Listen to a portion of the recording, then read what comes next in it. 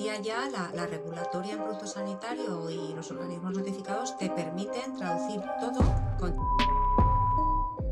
No necesitas ir a un traductor jurado. Hoy en Listening Leaders tengo el honor y el placer de viajar hasta la ciudad de Almansa, Albacete, para hablar con una buena amiga a la que conozco desde hace nada más y nada menos que 20 años, con la que estudié, con la que aprendí un montón de cosas y a la que sigo unido por estas cosas que tienen las escuelas de negocios que nos incita a hablarnos de tanto en tanto. Es para mí un placer tener aquí a Charo Cospedal. Hola Charo Cospedal, qué gusto hablarnos por este medio. Hola Raúl, encantada de verte y hablar contigo. Qué maravilla. Para aprender de un montón de cosas de ti. La pueden encontrar por Rosario Cospedal en su perfil de LinkedIn. Pero hoy me gustaría hablar contigo de los retos que tiene una empresa que hace instrumental y textil sanitario y luego medical devices, que es un poco la especialización que has tenido. Los retos que tiene para empezar en un sitio pequeñito, más local, pero expandirse por toda Europa. Cuéntanos un poco a qué se dedica tu empresa, ULB Health. Bueno, mi empresa se dedica a la fabricación de productos sanitarios, lo que se Ajá. suele llamar el medical device. Y el producto sanitario va desde una jeringa, una aguja, un test de diagnóstico como una PCR de COVID o un pack quirúrgico, que es lo que nosotros hacemos. Y el pack quirúrgico consiste en, como su propio nombre indica, un paquete que está formado por todo el instrumental y todo el textil que se utiliza en una cirugía. Desde las batas, los paños, las sábanas que cubren al paciente, hasta las agujas, los bisturís, las gasas, cualquier tipo de instrumento que se utiliza en la cirugía. Eso es un pack, se tiene que agrupar todos los componentes en una sala blanca muy controlada y luego se tiene que esterilizar. Y bueno, por supuesto etiquetar, sellar, encajar y todo bajo unas normas sanitarias también normas de calidad como las ISOs referente a productos sanitarios, un marcado CE controlado por un organismo notificado y bueno, una licencia de actividad otorgada por la Agencia Española del Medicamento y Producto Sanitario. Entonces, cuando me dices cuál es el reto y qué es lo más complejo, pues te diría que lo más complejo es obtener todas esas licencias, todas esas certificaciones y poder arrancar la actividad, pues hablando claro, con todas las de la ley. Intuyo que, claro, todo este tema de la regulación, hay algunos sectores que claman por ir reduciendo la regulación, como pasa en algunos lugares de Estados Unidos, pero claro, para un tema como este es muy necesario, ¿no? Porque es que al final estás velando por la salud de los pacientes, ¿no? Exacto. En este sector es todo lo contrario. Cada vez hay más Claro. regulación y cada vez esta regulación es más estricta. De hecho, en el tema de productos sanitarios, en el sector de productos sanitarios, se cambió la regulación hace unos años, en el 2017, y pasamos de la antigua directiva al nuevo reglamento que ha endurecido muchísimo las condiciones bajo las cuales se nos permite fabricar y comercializar. Pero muchísimo. Ya. ¿Y cómo resta eso oportunidad? O sea, digamos, al final, ¿cómo se hace para mantener esta confiabilidad dentro de la norma, pero también poder ir a mercados más amplios, ¿no? Pues bueno, es verdad que esto hace que el paciente esté más seguro y Ajá. claro, es verdad, yo le digo a mi gente cuando se quejan tanto de la regulatoria, pues siempre pienso, imagínate que fueran a operar a tu padre o a tu madre o a tu hijo con este pack, a que te gustaría que estuviera hecho como lo hacemos. Dicen, ah, sí, Claro. sí, claro, pero fíjate todo lo que tenemos que hacer. Entonces, es verdad que, como digo, para el paciente es más seguro, para la empresa es muy complicado, porque sí que es verdad que hay algunas cosas, en mi opinión, que son muy razonables, pero hay otras que no sé hasta qué punto ya realmente no son una garantía real de que el producto está bien hecho, sino es ya un requisito demasiado exigente y que sin él también se podrían sacar las cosas bien hechas. Pero bueno, es lo que hay y es a lo que nos tenemos que ajustar. Lo que pasa es que no todas las empresas son capaces de ajustarse a esto y luego pues todavía no hay suficientes expertos que sean capaces de auditar y de revisar los expedientes técnicos. Y esto es un gravísimo problema porque en Europa no hay tantos organismos notificados que son las entidades que tienen que regular y que tienen que auditar y revisar los expedientes técnicos. Entonces hay una cola de año y medio más o menos para que te Wow. revisen un expediente técnico, con lo cual si tú quieres lanzar un nuevo producto al mercado tienes que esperar. Y luego Ya. aparte se lanzó, no sé, o sea, se lanzó con carácter retroactivo, es decir, lo que tuviéramos ya en el mercado bajo la antigua directiva hay que traspasarlo al nuevo reglamento. Con lo cual hay muchas compañías pequeñas que no son capaces de soportar esta nueva regulación. Te iba a preguntar por eso, ¿no? ¿Cuánto de competitivos somos las empresas españolas que se dedican a cosas parecidas a la tuya en el entorno europeo?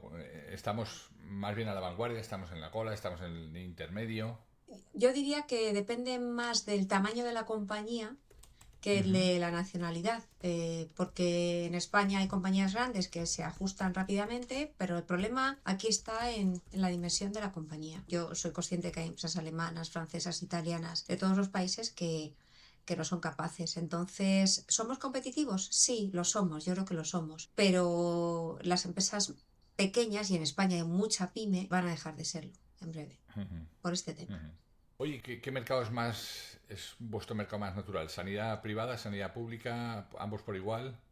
Ambos por igual, es más grande la sanidad pública, ¿En tamaño? pero sí, pero al final todos igual. Ten en cuenta que nosotros vamos a suministrar packs quirúrgicos a hospitales que tengan cirugías, con lo cual, hombre, hay mucho más en la sanidad pública, pero como cualquier otro producto sanitario, la privada en España es grande y hay grupos muy importantes. Y tal y como está configurado un poco el entorno de futuro, ¿qué esperáis? ¿Que crezca más el mercado en la parte privada, en la pública? Yo creo que va a crecer por igual, porque es Por una igual. necesidad, sí, y aparte, este es un tema de eficiencia también. El pack quirúrgico hace la cirugía mucho más eficiente porque lo tienes todo preparado, todo esterilizado y solo tiene que en ese momento, en el momento de operación, el cirujano, pues por ejemplo, solicita el pack de cirugía de rodilla y lo abre y lo tiene todo ahí. Con lo cual es muy fácil porque no tiene que estar buscando instrumental o que una enfermera vaya y localice una aguja, una jeringa, lo tiene todo ahí. Entonces, todos los hospitales están viendo que es una cuestión de eficiencia, de rapidez, y yo creo que va a crecer por igual en todos los hospitales que tengan cirugía, que sean quirúrgicos.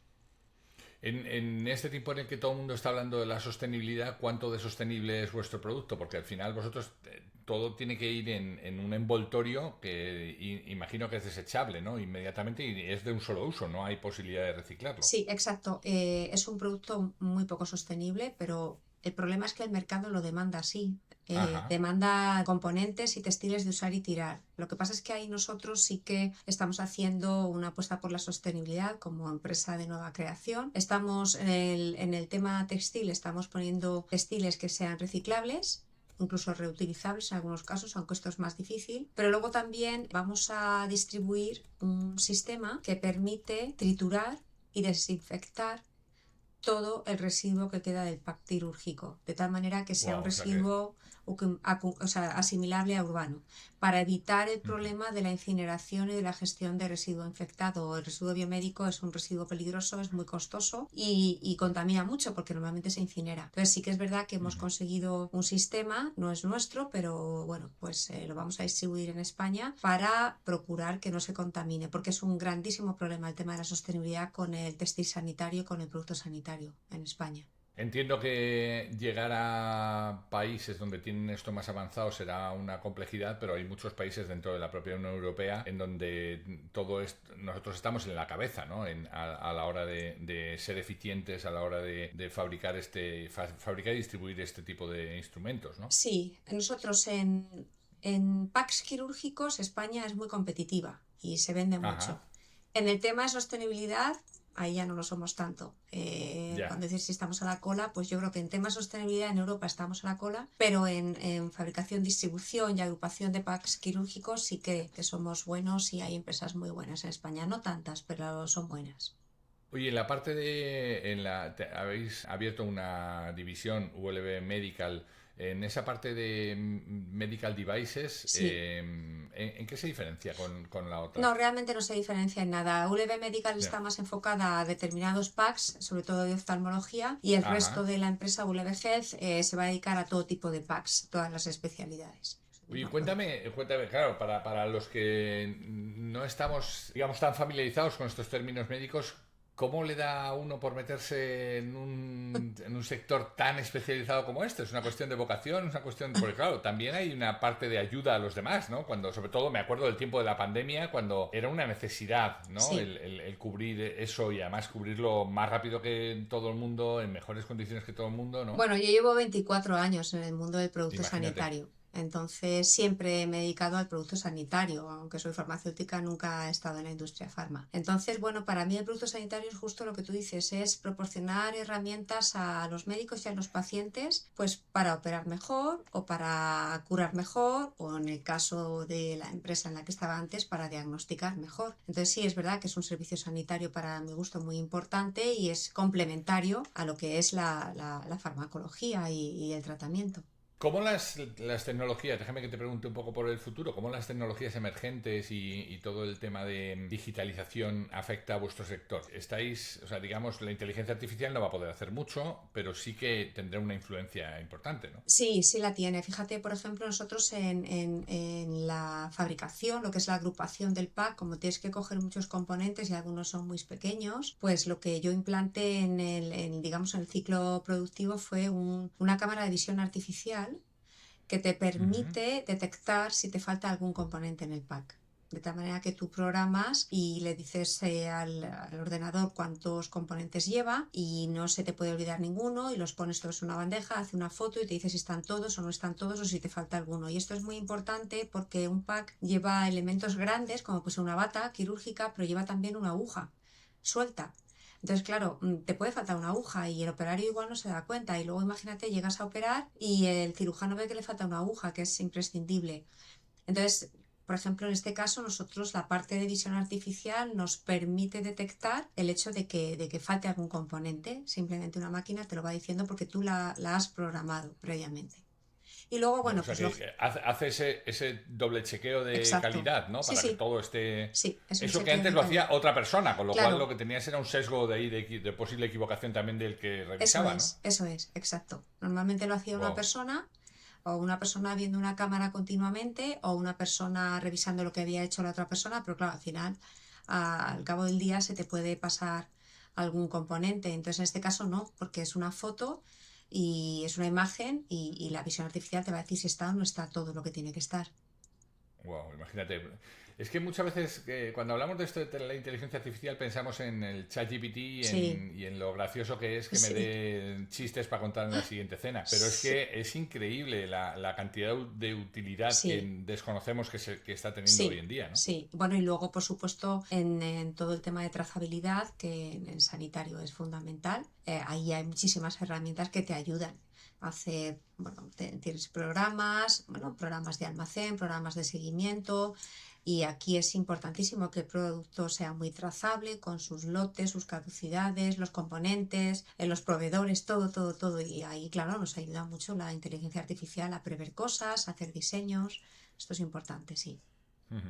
Oye, déjame que hablemos del componente de liderazgo. Este es un programa que se llama Listening Leaders y me gusta indagar ahí un poco y vayamos a los jóvenes. ¿Cómo las generaciones nuevas se están incorporando en este mundo vuestro, ¿no? ¿Hay más demanda, menos demanda? ¿Hay más vocación, menos Mm. vocación?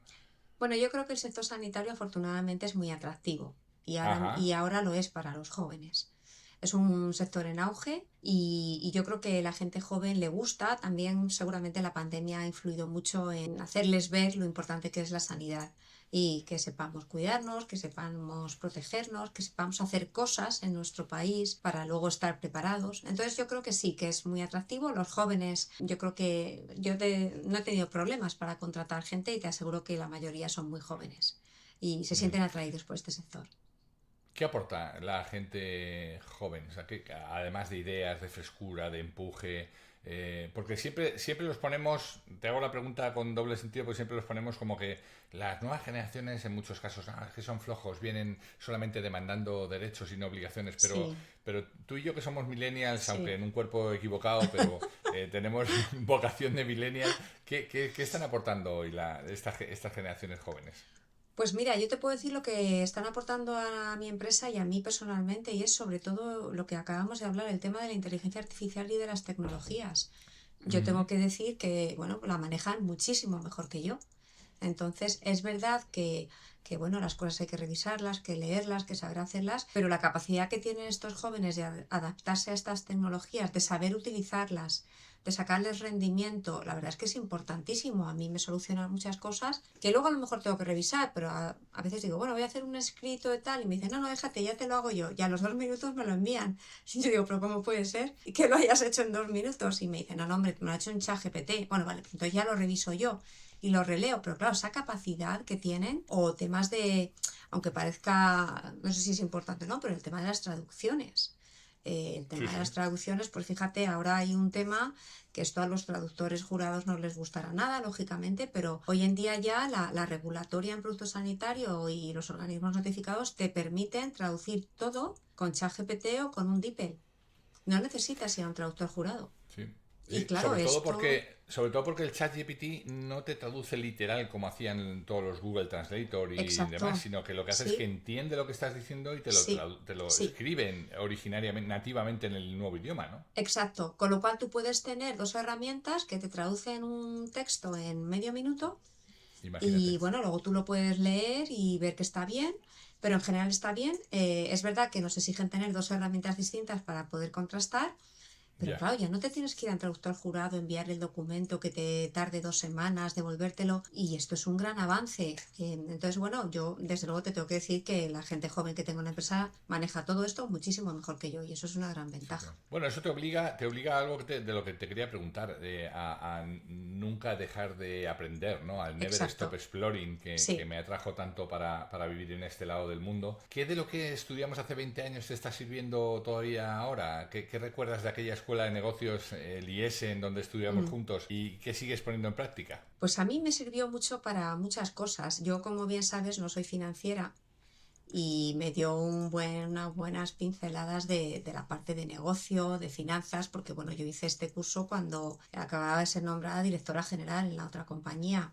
Entonces, bueno, me ayudó muchísimo en toda la parte de negocio, me ayudó mucho en la parte de recursos humanos, la parte financiera, que fue donde yo empecé de verdad a aprender finanzas. Bueno, es verdad que luego tuve que hacer otro máster de finanzas, pero bueno, fue mi Sí, pero primera... aquello de ahora eres más rico, menos rico o igual de rico. Exacto, exacto. Y claro, yo nunca me había enfrentado a esos problemas y bueno, pues me ayudó mucho. Y bueno, y lo mejor fue el año que pasamos juntos y lo que quedó de la gente. De, de la gente, sí, sí, sin Sí, duda. sí. Pero decía yo antes, el Never Stop Exploring, ¿qué está aprendiendo en este momento Rosario Cospedal?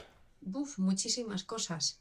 Porque a pesar de que estos son productos sanitarios, es un producto sanitario totalmente nuevo al que yo estaba acostumbrada a hacer. Y luego, bueno, pues piensa que yo he estado 23 años en una compañía en la que era directora general, pero tenía una infraestructura de un gran grupo con todo tipo de servicios y con todo tipo de ayudas. Claro, yo me he lanzado a este proyecto con un socio capitalista, pero desconocedor totalmente del sector sanitario, con lo cual es que me he enfrentado a todo es a todo. Desde hacer la construcción de obra civil, no sé, pues hasta hacer una automatización. Bueno, el tema de la regulatoria yo lo conocía, pero en fin, ha sido montar una empresa desde cero. Entonces he aprendido muchísimo de tratar ciertas cosas. Es verdad que muchas las traía aprendidas, pero te das cuenta que cuando lo ves desde el punto de vista de ser empresario, las ves de otra forma. Y bueno, pues aprendes también desde el punto de vista del producto, estoy aprendiendo métodos de esterilización, estoy encontrando a gente nueva, entonces bueno, no dejo de aprender cada día. Y luego de la gente joven, que también se aprende mucho. Sí, sí. ¿Qué es lo... compartimos esta parte de emprender no a los 20 no voy a decir, No. ¿no? Pero emprender no No sé. joven. ¿Qué es lo más enriquecedor de aprender con una experiencia previa, digamos? Bueno, yo sin la experiencia previa que tenía no hubiera sido capaz de hacerlo, en ningún caso. Porque es verdad que yo soy muy técnica y de la parte técnica salté a la gestión, pero todo ese bagaje técnico es el que me ha permitido montar la empresa sola, bueno, sola, te digo, con un socio, pero realmente dirigir toda la parte de regulación, de producción, de obra, de especificaciones técnicas. Entonces, todo lo que traía era absolutamente necesario para poder emprender. Sin eso no hubiera sido capaz de hacerlo de ninguna manera. ¿Cuál es la parte más difícil? ¿Qué ha sido lo que más se te ha hecho bola a la hora de emprender? La soledad. Wow, wow. Fíjate que la soledad, tú has sufrido como máxima responsable de una compañía, has sufrido la soledad del líder, porque al final eso de estar en el vértice de una compañía y tener a los accionistas, a la asamblea ahí detrás con los consejeros y todo el mundo preguntándote y tal, tiene también su miga, porque no puedes preguntar hacia abajo, no puedes preguntar hacia los lados, pero claro, cuando estás emprendiendo efectivamente es que la soledad tiene que ser, es mayor aún, ¿no? Absoluta. En mi caso ha sido absoluta, porque es verdad que en el otro caso yo me enfrentaba a un consejo, a una presidencia, y es verdad que cuando estás ahí no puedes preguntar al de abajo o al de al lado, pero cuando te vas de consejo, tu gente te dice, oye, ¿qué tal ha ido? Y sobre todo, bueno, yo tengo una máxima que empleo siempre y es hacer equipos con gente más lista que yo y mejor que yo. Entonces, claro, yo siempre tenía a un buen financiero, a un buen D+D, a un bueno de producción, que bueno, yo más o menos podía controlar las cosas, pero yo sabía que ellos sabían más que yo de muchas cosas. Entonces, era muy raro que yo tomara una decisión sola, sin consultar con nadie. Lo normal es Ujú. que cuando venía una decisión importante, pues yo la comentara con algún colega, con alguna persona, un subordinado o quien fuera, o algún compañero, pero creo que siempre este tipo de decisiones hay que valorarlas, hay que consultarlas. Y bueno, en algún momento, claro, la tomas sola, ¿no? Pero normalmente que siempre tenía colegas con los que discutir, incluso fuera de la empresa. Oye, pues tengo este tema, y cómo lo harías, o te has encontrado ante una situación así. Pero estos 2 años han sido de soledad absoluta, de tener que tomar todas las decisiones en soledad porque no había nadie que me pudiera ayudar técnicamente, desde el punto de vista Ujú. técnico. Entonces, ni siquiera el tipo de personal que necesitaba, o entrevistarlos, o la obra que necesitaba, nada. Entonces, es verdad que he tenido un socio que me ha apoyado financieramente, y eso es importantísimo, y ha confiado en mí, pero claro, a la hora de tomar decisiones, él me decía, esto es tuyo, vamos, decide tú, que yo aquí no tengo nada que decir. Wow, Y eso es wow. difícil, es duro. Oye, una de las cosas que en estos 5 años que lleva el podcast funcionando he preguntado sistemáticamente a la gente que ha aparecido por aquí es ¿de qué error has aprendido más, ¿no? ¿Cuál es esa regada o esa fregada, como dicen en México, de la que dices, wow, la regué, pero me vino muy bien porque aprendí todo esto? Bueno, yo creo que hay algo muy importante que he aprendido, quizá va a sonar no muy bonito, pero creo que nos tenemos que involucrar en los negocios desde el punto de vista profesional y no tan personal. Ya. Creo que tenemos que saber diferenciar cómo nos involucramos, bueno, por supuesto poner todo nuestro empeño, nuestra ilusión, nuestra fuerza, pero que esto no nos afecte tanto emocionalmente y personalmente, porque a veces las cosas fallan, las personas fallan, nosotros podemos fallar. Y eso yo lo he vivido y tengo colegas y amigos que lo han vivido, y a veces te derrumbas personalmente por un fracaso profesional, y bueno, creo que es un error. Creo que además nuestra generación lo hacemos mucho. Igual ahora, mira, otra ventaja de los jóvenes, ellos creo que diferencian mejor eso, no se Mm. involucran tanto personalmente. Eso no quiere decir que no se impliquen No, no. profesionalmente, pero es verdad que nosotros nos llevamos a casa los problemas, no dormimos, pensamos cómo lo vamos a hacer, o esta persona o tal. Entonces hay que ser bueno con la gente, hay que ser bueno en el trabajo, pero hay que saber diferenciar un poquito, porque si no se sufre mucho. Lo cual no deja de ser una paradoja, ¿eh? Porque en nuestro tiempo nos decían, tienes que dejar los problemas fuera y aquí se viene solamente a trabajar, ¿no? Pero luego, por Sí, contra, cuando te llevabas algo, te lo tenías que llevar a casa y fustigarte sí, hasta el extremo de pasarlo mal. sí, Y hoy los jóvenes diferencian muy bien y dicen, mira, esto es trabajo sí, y yo sí, tengo mi vida personal y sé sí. perfectamente cuál es mi vida, ¿no? Y mi valía.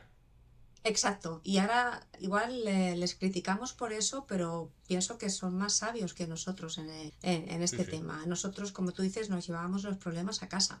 Dejábamos los problemas personales en casa y no los llevábamos al trabajo, pero los problemas del trabajo nos los llevábamos a casa. Con lo cual, al Sí, final, sí. yo creo que Y lo era hacías una categoría, ¿no? O sea, lo hacías una Sí, categoría. sí, Y te salía algo mal y ya era, me sale algo mal, ergo soy malo, y sí, entonces eso te mm, afectaba todo el sí, día, ¿no? sí, es verdad. Y Qué ahora, pues los curioso. jóvenes es otra virtud que tienen. Saben, porque bueno, hay algunos que no se implican mucho, pero yo tengo la suerte de contar con un equipo de gente joven magnífico, magnífico, y que se Qué implican bueno, mucho, pero bueno, ellos yo creo que en ese sentido saben diferenciar mejor qué bueno. las dos partes. Qué le sigue, Rosario Cospedal? ¿En qué estás? ¿En qué está esa cabeza dando de vueltas, aparte de esta expansión en Europa de la que me hablabas al principio? Pues en el próximo proyecto, ya estoy pensando qué voy a hacer después. Después, en otra vida, dentro de la misma vida, cuando... No, dentro de la misma vida. Bueno, este tema de los packs quirúrgicos para mí ha sido un reto el montar una fábrica de productos sanitarios en España, el montar una sala blanca, el poder fabricar para terceros. De hecho, el organismo notificado me dijo, quien tiene una sala blanca en España tiene un tesoro.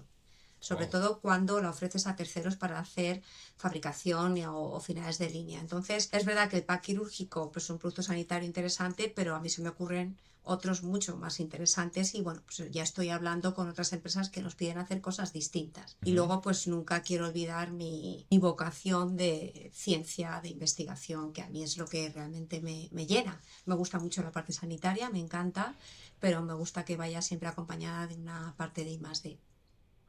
Cuánto de verdad, ahora que dices esto, cuánto de verdad o no? Yo aquí vivo en Tampa, en Florida, hay gente buena, hay un buen Mm, número de españoles trabajando, por ejemplo, en el Moffitt Cancer Center, que es mm. uno de los centros de investigación en temas de cáncer, de oncólogos, y hay españoles buenísimos que se han marchado. Y cuando hablo con ellos me dicen, mira, es que en España no hay... ¿Cuánto de verdad hay en eso de que en España no se puede o no es un campo tan abonado para la investigación y han de irse fuera todo ese talento? Toda la verdad, Toda la verdad. toda la verdad. Desgraciadamente, toda la verdad. En España ni se ha invertido, ni se invierte, ni se apuesta por la investigación. Es una Mm. desgracia porque hay investigadores buenísimos, pero no es un buen país para investigar. No se le da el valor que realmente tiene la investigación.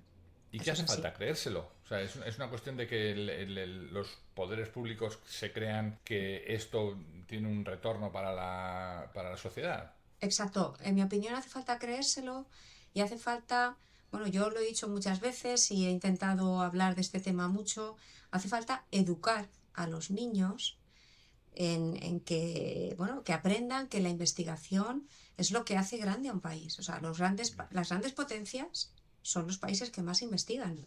Entonces, no queremos tener una resonancia magnética para la espalda. ¿Por qué crees que te están haciendo una resonancia magnética? Porque Ya. alguien investigó, o una medicina o un test de diagnóstico. Entonces, yo creo que la investigación se tiene que valorar y se tiene que enseñar a la opinión pública en el colegio, en el instituto, en la televisión, en todas partes. Hay que animar a los chicos, a los niños a investigar, a encontrar el porqué de las cosas, a buscar. Claro, la investigación es a veces muy desagradecida, pero hay que enseñarles a que esto es muy importante. Mira, yo siempre pongo el ejemplo del deporte en España. Hace unos años, ya bastantes, se decidió hacer una inversión en deporte en este país. Y entonces, bueno, se empezó a hablar del deporte en la tele, a invertir en deporte, a hacer polideportivos en todos los pueblos, en todos los colegios. Básicamente ahora casi todo el mundo hace deporte. Y es raro el que no hace, bueno, o no lo haces, pero es como que si no haces nada de deporte, vaya, qué mal, ¿no? Entonces, España es una potencia en deporte hoy en día, pero porque nos empeñamos en que lo fuera. Se ha invertido mucho Ujú. dinero, mucha educación. Bueno, los programas deportivos en la tele son los reyes de la pantalla. Me contarás tú si hay algún problema de investigación a una hora en la que la gente ve la tele. Entonces, Ya. en la radio, exactamente igual. Entonces, si de verdad un país quiere hacer una apuesta, la hace. La hace en los medios de comunicación, en las escuelas, en todo. Y se puede conseguir, pero Ujú. se tiene que poner de acuerdo todo el mundo, sobre todo los poderes públicos, los gobiernos, las instituciones, los empresarios, los medios de comunicación y sobre todo la educación. Ujú. Ujú. Sí, saber que eso tiene un retorno como país Sí, más allá sí, del sí. retorno inmediato que pueden tener los números. Rosario Cospedal, socia fundadora de ULB Health y buena amiga, es un placer tenerte aquí. Gracias por haberme dedicado este ratito. Tenía Muchas ya ganas, gracias. andaba yo persiguiéndote hace un montón de tiempo Gracias a y ti, nada, Raúl. te deseo muchísimos éxitos. Muchísimas gracias. Un placer hablar contigo. Gracias. Pues hemos llegado al fin de nuestra entrega. Esperamos que haya sido interesante para ti. Si quieres saber más de lo que hacemos, escuchar entregas anteriores o leer las entradas del blog, no dejes de entrar en depersonas.com. Nuestra promesa de valor es ayudar a las empresas en sus procesos de cambio con quienes los hacen posible, que no son otros que las personas.